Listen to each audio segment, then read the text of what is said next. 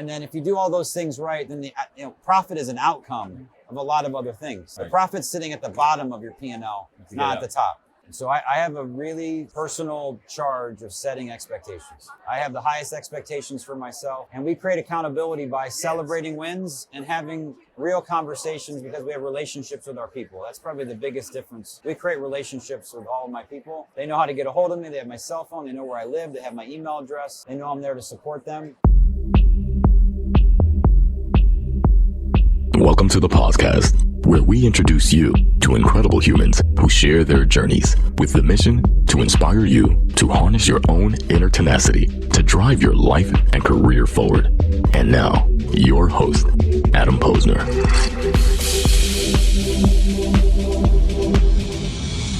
We are back. John Bernatovicz, thank you. Welcome back. Did I nail the name? You got it, Adam. I did. You got it. We're Yeah, doing it. Bernatovicz. Let's do it. And you have a very distinct honor of being my last official guest. And it comes in honor because I leave it all out on the table. This is it. This is why we're here. I want to first and foremost thank Fountain so much for sponsoring the podcast. John from Akron, Ohio, tell us a little bit more about who you are and what you do best. The same question I ask candidates when I'm talking to them. I want to get to know them a little bit.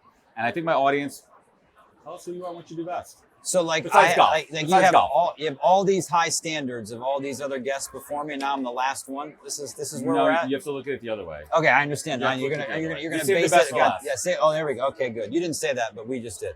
All right, cool. We got there. So yeah, I'm Emily's husband and Will and Mallory's dad. So that's I like how you do that. first place I identify myself of just being a family-oriented human being and family first for me. 16-year-old son, 14-year-old daughter, Akron, Ohio.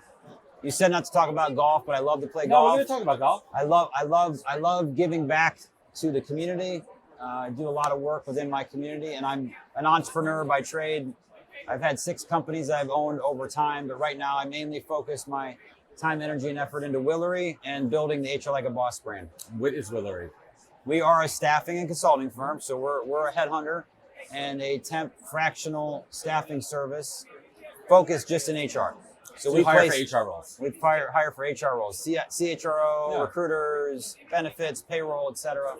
And then we have a complementary consulting arm that really focuses in on technology, HR technology, HR tech. selection, implementation, optimization, and we do all client-side work. We help the clients do the stuff that all these vendors require them to do. Right, so you're helping on the implementation side, and then you're staffing for folks to actually do the work. How did you fall into this industry? Everyone has I was found like a feral cat behind a burning dumpster fire. Someone came in and rescued me.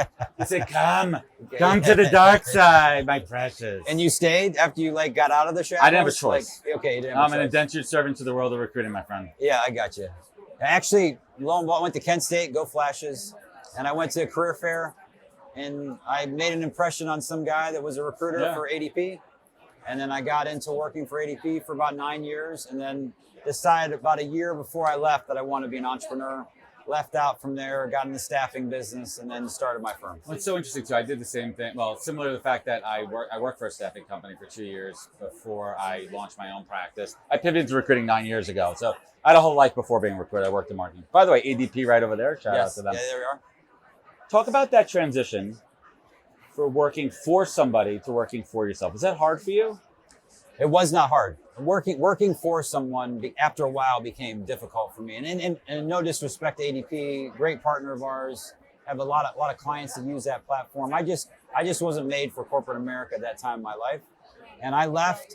Now, did I like working 40 hours a week versus 80, 90 hours a week? Obviously, but I just didn't want to fail. I didn't have a choice. My wife put a lot of trust in me to be the earner for our family, and I just went and did it. And I treated every client like it was the most important.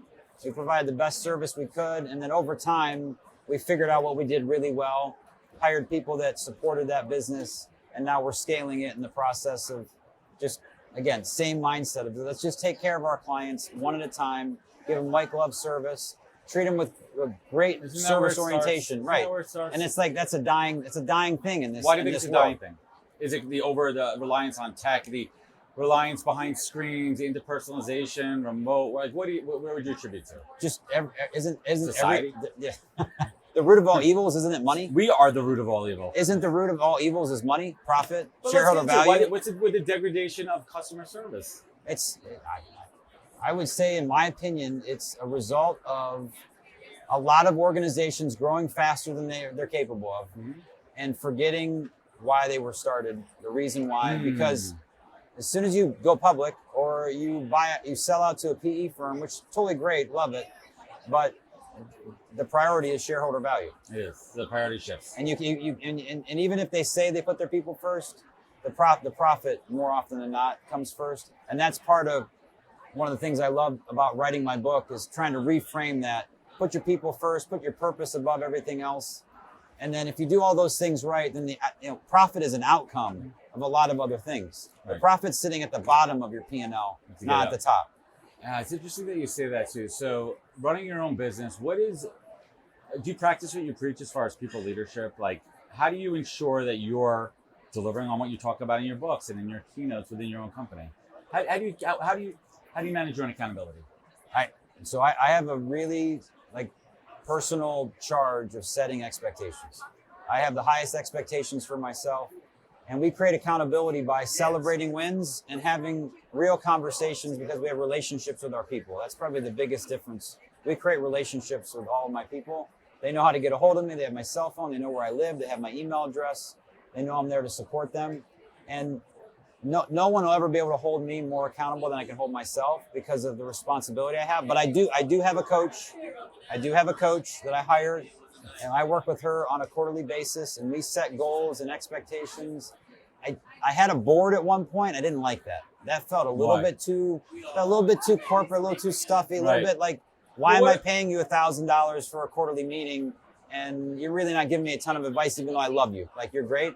So I scrapped that and created my own personal accountability with a coach. I love coaching, and I mean, look at like Serena Williams, Tiger Woods, the best golfers in the world, the best athletes. They all have coaches, and those coaches aren't necessarily the best athletes, but it's mindset.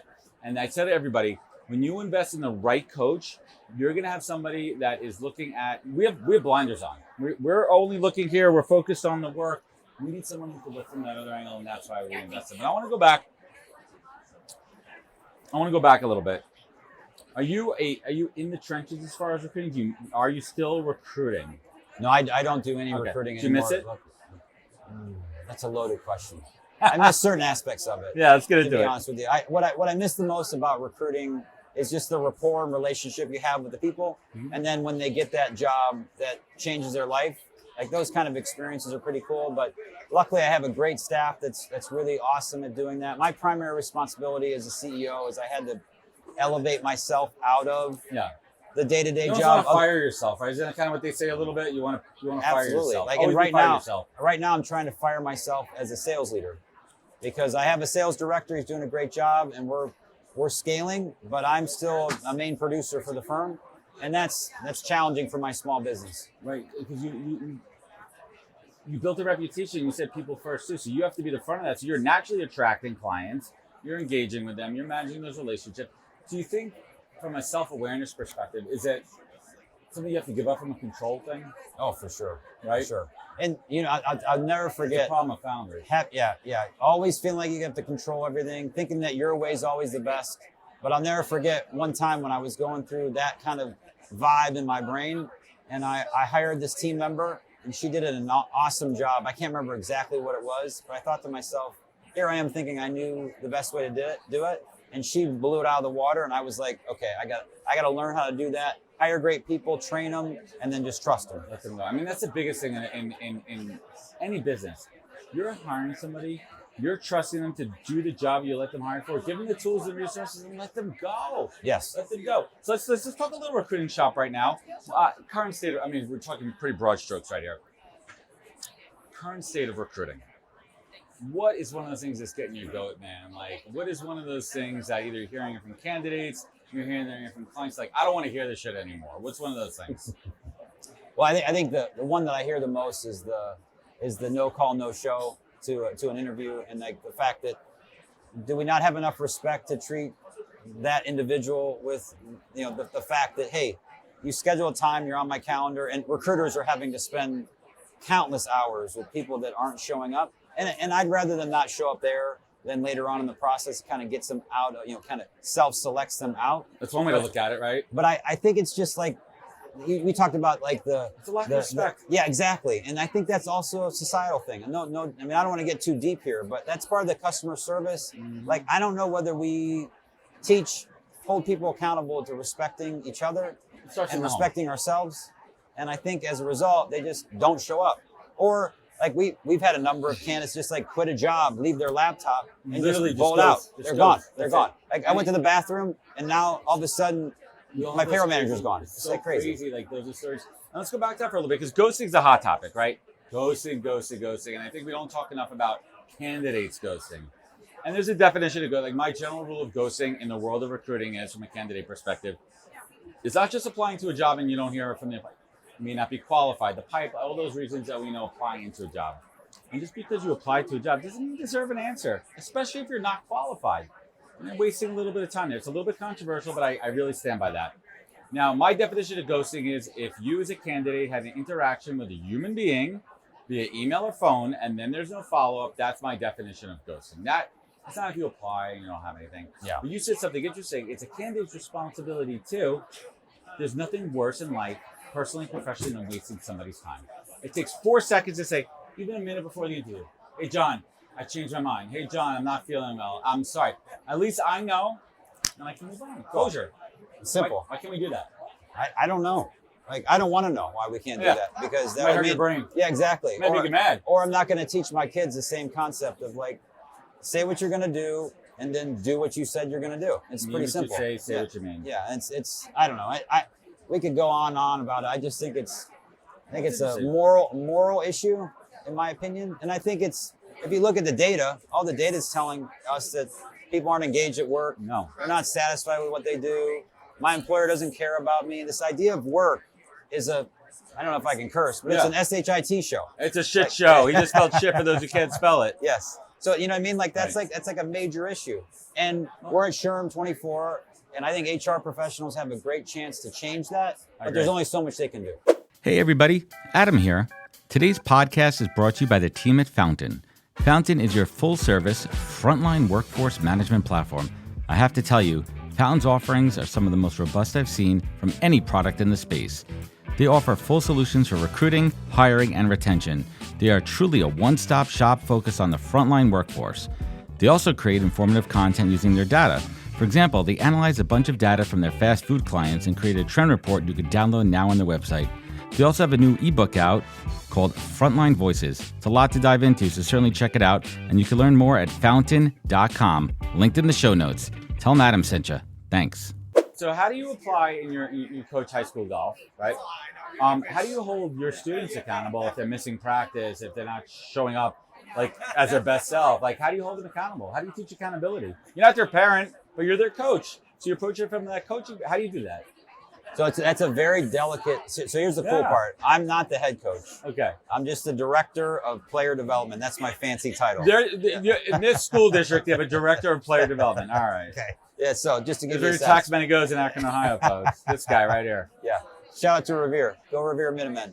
But anyway, our golf coach has a standard, a culture, expectations. It's his job to manage and create accountability. The cool part for me is that I get a chance to work with the kids that want to get better. Okay. And there's 16, 20 kids on the team, and they all know that Coach B is available to them, and they know what my background is. I had some success in my golfing career, and there's certain kids that want to learn and get better, and there's other kids that are there because their parents are making them, or that they just want to hang out with their friends. What's your handicap? I'm a +1. What's your favorite course you've ever played in the world? Pine Valley. Have you played with anybody that famous? Have you played around? Tiger Woods. You played around with Tiger? Tiger Woods. I played in a tournament with Phil Mickelson. I played with Justin Leonard. Ben Curtis went to my college. Did you chat up Tiger when you played with him? No. What did he say to you, man? Not much. Really? He's Yeah, quiet? quiet. Did he talk shit to you? No. Did he give you any tips? No. He was trying to kick my ass. But he didn't give you any No. words of wisdom. No. You had an opportunity to play golf with arguably the greatest golfer ever. And did you ask him any questions? No. Nothing. And that's a wrap on the interview. We didn't get anything from this guy. John, what does HR like a boss mean? Explain to everybody what HR like a boss means. HR like a good segue away from the Tiger Woods experience. So That was a terrible story. Yeah. How do you have no story from Tiger Woods? Because I was 16 or 18, he was 16. Okay, see, there's context. So, Thank you. Yeah. So it was a long time ago. Now he'd be betting against you. Now he'd be talking shit I think I to could you. beat him now. Bold statement, Cotton. Is that better? Yeah. Yeah. So So HR like a boss. All right, talking about greatness, right? We go to Tiger Woods. So the idea of doing HR like a boss is this simple idea. It's your guide to amazingly awesome HR, and it's really a formula. It's a business plan to transforming how people feel at work through the power of HR. That's the simple explanation for it. There's some foundational items that we have to do. It's all about increasing engagement with your employees, bringing meaning to their lives and what they in their work, and then driving results for your business, whatever that might mean, and doing it in a smart and strategic way. And if we do those things really well, you can attack societal issues within your community. That was the one thing I learned from writing my book. Companies need more of a purposeful commitment. They need to make their aspirational why bigger. I think about Warren Buffett or Bill Gates. What if they, when they started their multi-billion-dollar enterprises, if they had a purposeful commitment? And now what both of those gentlemen are doing right now is spending the rest of their life giving away all their money. Giving away their wealth. So I think there's like a paradigm shift. I'd love to see employers put that on the front end, the top end, and I think HR has a great chance to drive that. Tell us about the podcast of the same name. HR Like a Boss. Yeah, we try to stay on brand. We're about 150 episodes. We start all shows out with what's the purpose of HR, because a purpose-driven concept. In the middle, we talk about what our guests are really good at. And at the end, I have them tell me how would they describe someone that does HR Like a Boss. It's been really fun. It's some really great guests. Tim Sackett was my very first ever guest. He was just here recently. I know you know Tim, but he's a good friend, and a number of other really cool people. Chris Dunn, Jennifer McGlure. Yeah. And all the rock stars. Which is cool, pretty cool. How do you ensure though, like one of the things I do as a podcast host, and I try a lot of the guests, let's talk podcast shop for a minute here. A lot of the guests you have on, they're making the rounds or on lots of other shows, and sometimes they get into this, and I know too, I'm on a lot of shows, same talking points. So how do you try to switch it up a little bit? Kind of like a politician, you call them out? Like, are we running for office here? Is that what we're trying to do? Well, I try to throw people off their game, not in a malicious way, but I try to poke the beehive a little bit. Yeah, I got you. And switch it up there. How do you do that? From a podcast host perspective. Or do you make a conscious effort? Here's what I do. I give them the 4 questions I'm going to ask. There's 4 questions: the beginning, the middle, and the end. And I always make sure to ask those questions, but I bring in some other. They say something like you and I've been talking about, and it's not on script. And I've had a number of people that I literally can see their notes. I can hear them reading their answers, and I'm like, why are you taking this so seriously? This is just you and me rapping. No one's going to really listen to this, in the scheme of things. 12 people are going to watch it. Yeah, exactly. So, that's why I don't questions. You don't give many. Yeah, I see you. I know your game. No, but there's two different schools about that. I will give them a very rough framework. Like we're going to unpack. Like when I do a full length proper podcast, not the trade show podcast. It's a full. I'm going to unpack your life story told through the lens of your career. I'm going to pull out the wisdom. If you're a hiring manager, we're going to talk about like your thoughts on the hiring process. What are some of your questions? It says value versus, skill versus character. Get there, and then I'm going to finish some motivational questions. I don't want them to be prepared. I don't want them, to your point, to come with like those talking points. And it also allows for a more organic format. Now, with that being said, it's way more entertaining. With that being said, I do a lot of prep for the full show, so I'm informed and I could go in a different direction, and I could go off script. But I'm very well prepared. Yeah, I don't need them to be very well prepared. So let's bring it home here with a couple of questions. What's in the world of HR talent? What's keeping you up at night these days? Well, I have no problem falling asleep. It's more when I wake up early. So I'm one of those guys. Yeah. I do that too. I'm like too much shit going on my head. Well, actually, I'm the other way. I have a problem falling asleep. Yeah, no, I fall asleep, but then I wake up early, and then all of a sudden my head spins. Really, for me, it's like the thing that gnaws at me is that people don't like working. Yeah. Like the general population does not like to work. And I believe, in my opinion, I did this in my concurrent session speech here at SHRM. I talk about being dream makers. Why can't HR professionals, as part of their job description, help and support their employees have dreams come true? Because ultimately, the reason why they're not doing the things they want to is because of a job, lack of resources, lack of time. So just doesn't mean compliance, recruiting, payroll, benefits. Those things are important. That like keeps the lights on. Yeah. But how do we make a difference in someone's life? And to me, like that's what keeps me up at night. How can I think of strategies, simplistic ways for my clients and our community to make work better for their people? John, let's bring it home here. What's the greatest piece of golf advice that you've heard that you apply to everyday life? Detaching yourself from the result. What does that mean? So basically, I heard Max Homa talk about this. He's a prominent golfer, sponsored by ADP. And then there was a kid, Nick, can't remember his name. He just recently won a PGA tournament as an amateur. Oh. It's like it was 30 years ago. Phil Mickelson did this. Anyway, that kid had won the U.S. Amateur a couple times. And he talked about on the first tee, the last round, he's in the last group and he's winning. He's a 19, 20-year-old kid against these professional golfers. And he said, so he tells this story after he just chips to get up and down on the last hole to make par to win by one. Right. And they said, how did you do it? And he said, when I stood up on the first tee, the result I knew had already been determined. And all I went out to do is just try my best and have fun. Whether I shot a 66 or a 76, I knew the result had been determined, which basically freed him up to play his game. That's and Max amazing. Homa is the same way, saying that if I detach myself from the result, meaning I can't care if I make a birdie or a triple, I just have to focus on what I can control, you end up having a lot more fun. Because golf is really hard. It's really hard, And life it's is really really stressful, and it's an independent sport. It's a solo sport. Very out there. independent. So I've been focused like mad skills. Like one of the things I work on with my coach on is just my mindset of doing public speaking, being on podcasts. How do I just get a little bit better every single day? How do I immerse myself into that process of a little bit better and not worrying about, did I get a lot of clicks on this podcast? Did I shoot a 66 in this golf tournament? I'm detaching myself from that result. I mean, I'm glad you said that because I've been focusing on that concept too of micro improvements every day, 1% better, or even half. Who cares? Anything, 21% better. Just a little bit. You're going to be better than you were before, and it compounds. I believe in compound growth, compound learning, and that's what it's all about here. John, I want to thank you so much for joining us today, everyone. To check out his book, HR Like a Boss, check out his podcast of the same name. We're going to link it up right here. Where else can folks find you? Where can they connect? Where can they learn more? Willery.com is my website. You can follow me on Instagram and LinkedIn. Not on Facebook anymore because I got kicked out of that. Boo. John, thank you so much for joining us. Appreciate it. Appreciate it, man. Wisdom is forever, but for us, it's time to go. Thank you for joining us. Luckily, we'll be back with our next episode soon, jam-packed with more incredible humans. Thank you for listening, subscribing, and sharing. To join the conversation, search The Podcast on LinkedIn. And to catch up on past episodes and more info, please visit www.thepodcast.com.